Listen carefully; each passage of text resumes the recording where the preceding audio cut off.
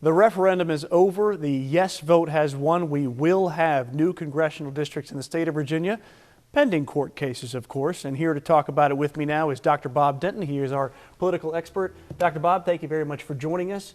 I think the thing that stuck out to both of us as we were watching these results come in is that the turnout was very high for this type of special election. Without question. I've never seen it actually in 30-some years with a special election like that. Some of the counties had over 50%.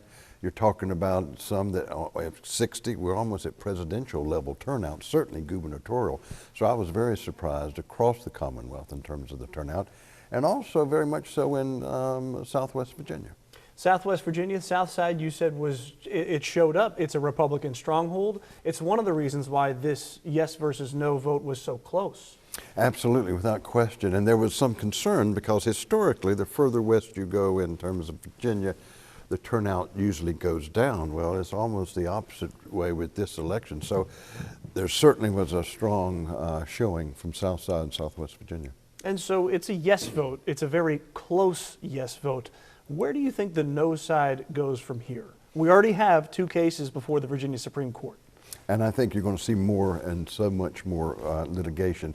There's going to be public organizations, political parties, like the Virginia Republican Political Party. You're going to see a lot of litigation and lawsuits that are going to continue as a result of this.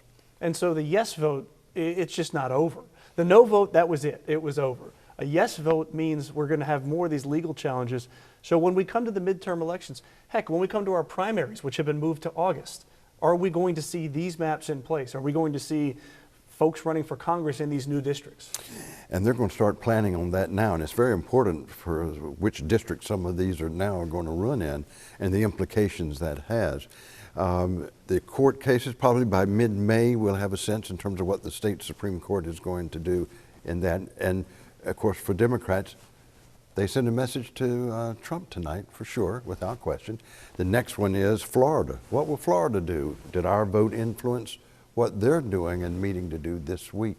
And so the battle will continue. But for me, it's a little bit of a shame to drag Virginia into the hyper-partisan politics like that, where it really doesn't seem to do much for the Commonwealth of Virginia. Well, I did want to ask, you know, we talked about this earlier. It is very partisan. It is very tribal at this point.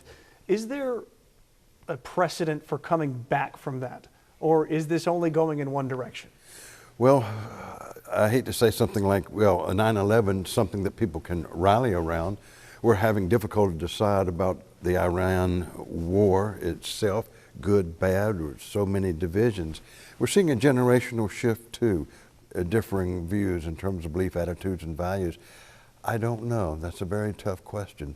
But certainly we're getting to the point where if Virginia at the state level now looks like Washington at the national level and not getting things done, and we didn't do our budget on time, it's very difficult going forward and problematic. Well, when it comes to the political messaging for this specific campaign, we talked about the money as well. There was so much more money spent on the yes side, almost exclusively from out of the state. At one point, I believe it was 15-1 spending for yes on ads and things like that versus the no side. In fact, we got lots of emails here saying, why are you running so many yes ads? We don't have any control over that. We're not legally allowed, for the record, we're not legally allowed to turn down political ads. Right. It's not something we're able to do. So when it comes to the messaging, the spending, it seems like the yes side really threw itself into this, whereas the no side put up a little bit of a fight, but it was not equal. Not equal in any way. But remember, a lot of this was dark money.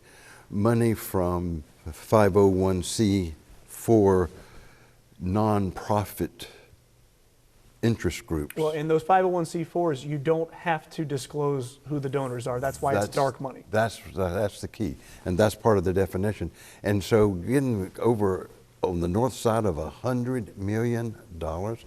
So the no folks did not have anywhere near the money, and you wonder if it would have made a difference, but money makes a difference in politics.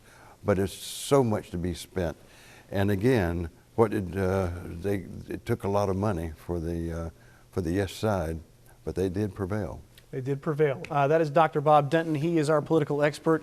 We appreciate his time. We appreciate you watching this coverage on WDBJ7.com of the referendum. Again, yes is the winner in this one, pending litigation.